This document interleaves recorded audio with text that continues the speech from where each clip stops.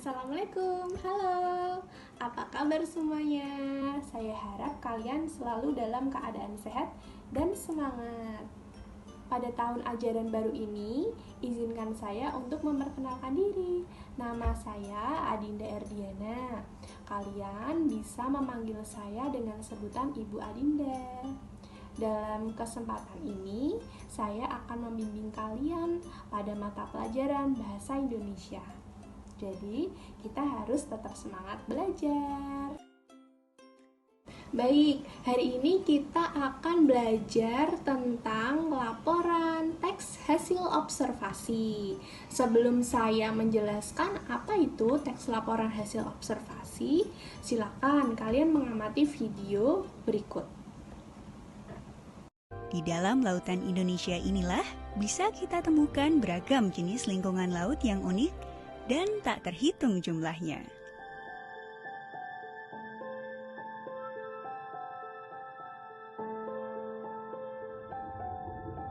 Di lautan Indonesia beragam spesies unik di dunia tinggal. Sekitar 3.500 spesies ikan, 1.114 spesies rumput laut, dan lebih dari 450 biota terumbu karang menghuni lautan Indonesia. Lautan Indonesia merupakan habitat bagi 76% spesies terumbu karang dan 37% ikan karang dunia. Indonesia adalah jantung dari segitiga karang dunia. Setelah mengamati video tersebut, tentunya kalian telah paham bagaimana kondisi laut di Indonesia.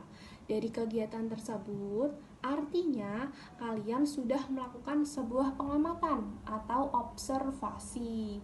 Lalu, apa yang disebut dengan laporan teks hasil observasi itu?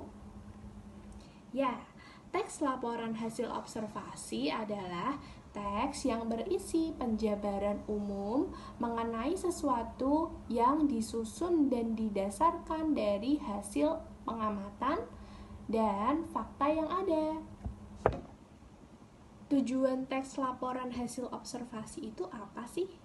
Jadi, teks laporan hasil observasi itu bertujuan untuk memberikan informasi tentang suatu objek atau situasi melalui pengamatan secara faktual.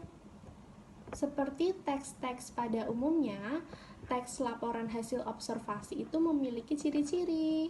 Ada 6 ciri-ciri. Yang pertama yaitu universal. Apa sih itu universal? Artinya bahwa teks laporan hasil observasi bersifat umum. Yang kedua ada objektif. Objektif artinya penulis tidak membenarkan jika memihak seseorang atau pihak tertentu. Lalu yang ketiga ada fakta. Dalam menuliskan teks laporan hasil observasi harus berdasarkan keadaan yang sesungguhnya, tidak boleh dibuat-buat atau bukan dari hasil karangan atau imajinasi. Yang keempat yaitu spesifik. Penulis harus memberikan gambaran yang jelas tentang suatu hal. Yang kelima, laporan hasil observasi itu harus lengkap. Lalu yang terakhir yaitu laporan hasil observasi berciri pengelompokan atau klasifikasi. Nah, demikian materi pembelajaran kita hari ini, yaitu mengenai pengertian teks laporan hasil observasi dan ciri-ciri teks laporan hasil observasi. Semoga kalian memahami apa yang telah saya sampaikan dengan baik. Untuk pertemuan selanjutnya, silakan belajar mengenai struktur teks laporan hasil observasi. Saya sudah memberikan tugas yang harus kalian kerjakan melalui web MyBHB. Jangan lupa untuk mengumpulkan tugas sesuai dengan tenggang waktu yang telah saya berikan. Terima kasih, semoga selalu diberikan kesehatan dan kemudahan. Wassalamualaikum, sampai jumpa di pertemuan selanjutnya.